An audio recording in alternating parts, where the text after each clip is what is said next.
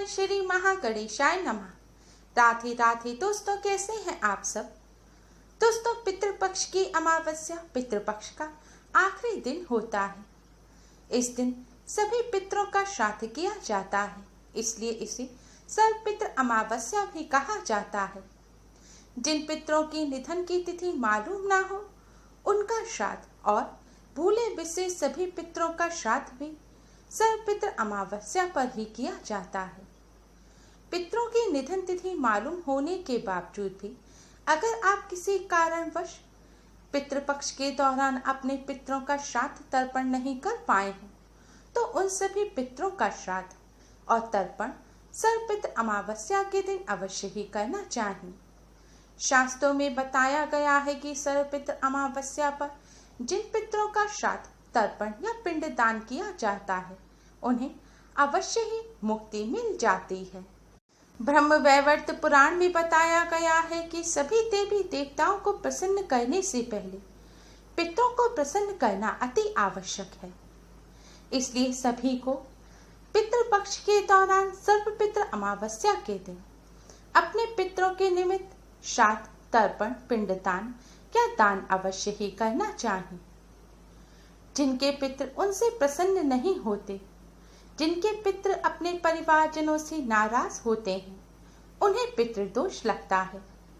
पितृदोष को शास्त्रों में सबसे बड़ा दोष बताया गया है। जिस घर परिवार पर पितृदोष लगा होता है, वहां किसी भी कार्य में सफलता नहीं मिलती, परिवार में किसी की भी तरक्की नहीं होती, बनते हुए कार्य बिगड़ जाते हैं, घर में गरीबी आती है, घर में अशांति रहती है, कोई ना कोई लगातार बीमार बना रहता है, परेशानियां पीछा नहीं छोड़ती। अगर आपके घर परिवार में भी इस तरह की कोई परेशानी है, आप भी पितृदोष से पीड़ित हैं, तो हमारा बताया हुआ यह उपाय सर्वपितृ अमावस्या पर अवश्य ही करें। यह उपाय आपको काले तिल से करना है। शास्त्रों में तिल का विशेष महत्व बताया गया है। तिल भगवान विष्णु के शरीर से निकले हैं और भगवान विष्णु को अति प्रिय है। तिल को देव अन्न भी कहा जाता है और यह पितरों को भी प्रिय है। तिल वैसे तो 3 प्रकार के होते हैं, लेकिन काले तिल पितरों को तृप्त करने वाले माने जाते हैं।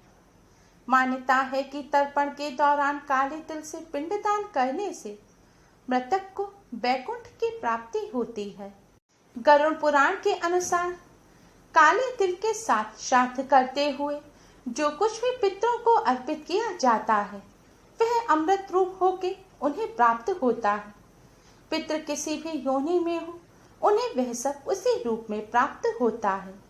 तिल के साथ पितरों को जो कुछ भी अर्पित किया जाता है, वह पितरों को मिलता है। तिल के बिना पितरों को कुछ अर्पित किया जाए तो उसे दुष्ट आत्माएं ले लेती हैं। तिल के बिना पितरों को जल भी नहीं दिया जाता। दोस्तों, आज की इस वीडियो में हम आपको काले तिल से करने वाला एक बहुत ही आसान उपाय बताने जा रहे हैं। इस उपाय को करने से पितृ तृप्त होते हैं, पितृ प्रसन्न होते हैं, पितरों का आशीर्वाद प्राप्त होता है और पितरों के आशीर्वाद से पितृदोष से मुक्ति मिलती है और बिगड़े काम बनने लगते हैं।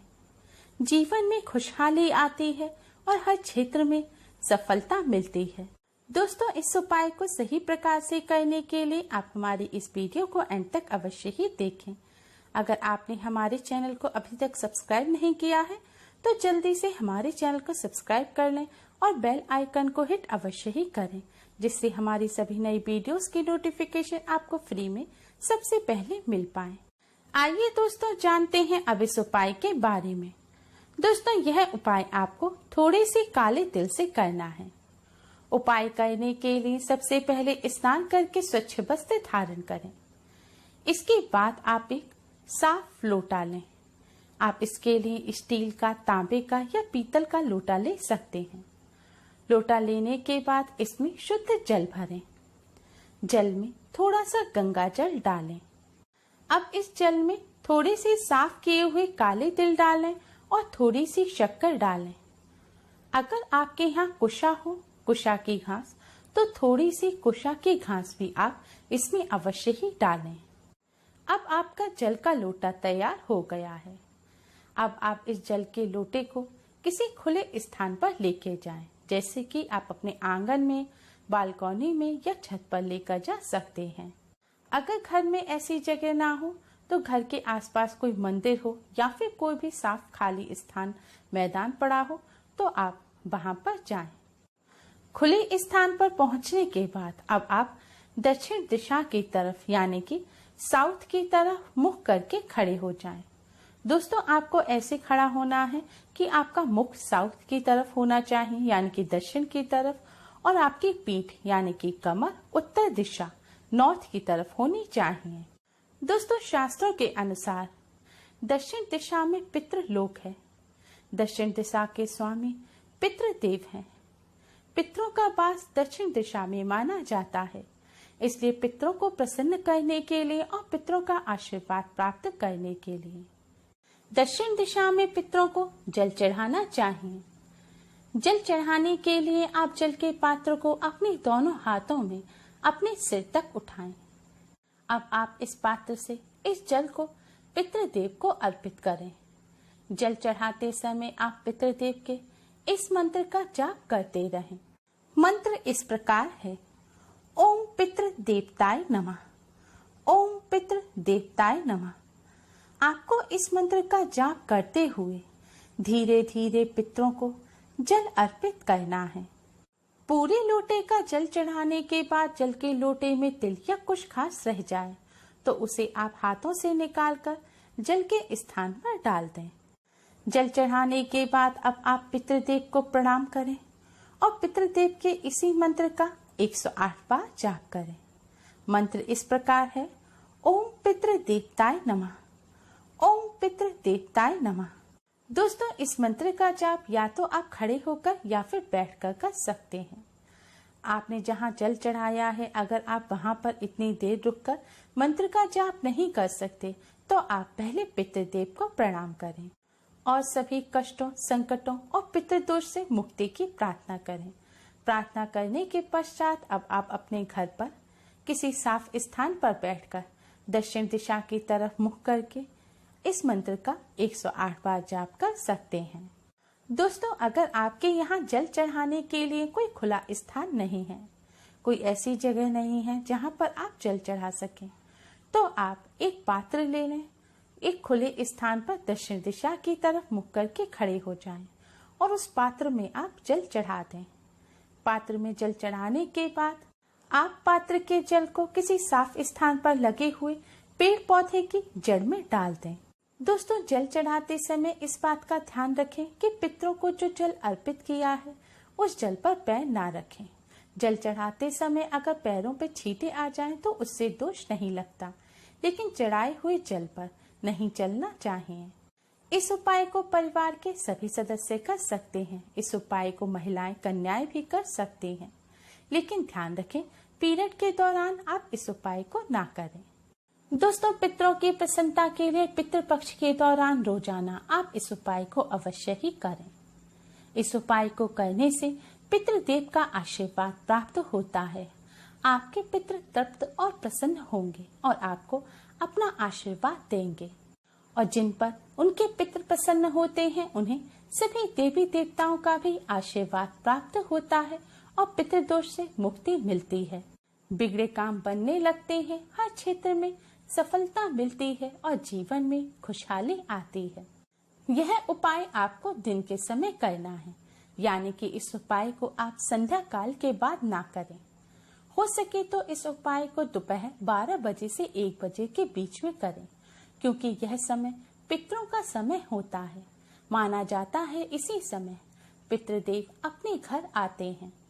पितरों को प्रसन्न करने के लिए पितृपक्ष के दौरान इस बात का भी विशेष ध्यान रखें कि पितृपक्ष के दौरान किसी भी प्रकार की आप कोई पार्टी का आयोजन ना करें, किसी भी प्रकार के पूजा पाठ का अनुष्ठान का आयोजन ना करें।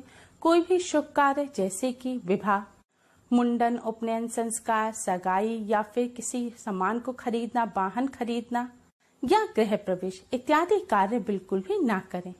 पितृपक्ष के दौरान सिर्फ अपने रोजमर्रा के कार्य आप कर सकते हैं और सामान भी ऐसा ही खरीदें, इस्तेमाल करें जो आपकी रोज की जरूरत में आता हो। नए वस्त्र भूलकर भी ना खरीदें और घर में रखे हुए पहले से कोई नए वस्त्र हैं जिन्हें आपने पहले पहना नहीं है तो उन वस्त्रों को भी पितृपक्ष के दौरान ना पहनें। पितृपक्ष के दौरान खुशबू की चीजें, सौंदर्य प्रसाधन कम से कम इस्तेमाल करें, हो सके तो बिल्कुल भी इस्तेमाल ना करें। पितृपक्ष के दौरान मांस, मदिरा, प्याज, लहसुन से दूर रहें। इस दौरान नाखून ना काटें, बाल ना काटें और दाढ़ी मूछ भी ना बनाएं और लड़ाई झगड़ा भूलकर भी ना करें। इसके साथ ही इस बात का विशेष ध्यान रखें कि पितृपक्ष के दौरान आपके द्वार पर कोई भी कुछ मांगने आता है तो आप उसे कुछ ना कुछ अवश्य ही दें, क्योंकि माना जाता है पितृपक्ष के दौरान पितृ किसी भी रूप में आ सकते हैं, इसलिए आप अपने घर से किसी भी व्यक्ति को खाली हाथ ना लौटाएं। पितृपक्ष के दौरान पितरों की प्रसन्नता के लिए इन सभी बातों का भी विशेष ध्यान रखें। उम्मीद है आपको हमारी ये वीडियो पसंद आई होगी। प्लीज लाइक करें हमारे इस वीडियो को, अपने फ्रेंड्स और रिश्तेदारों में ज़्यादा से ज़्यादा शेयर करें ताकि वह भी इससे लाभ प्राप्त कर सकें। हमारी और भी वीडियोस के लिए हमारे चैनल के साथ बने रहिए और इसके लिए हमारे चैनल को सब्सक्राइब करना ना भूलें। Thanks for watching. Radhe Radhe.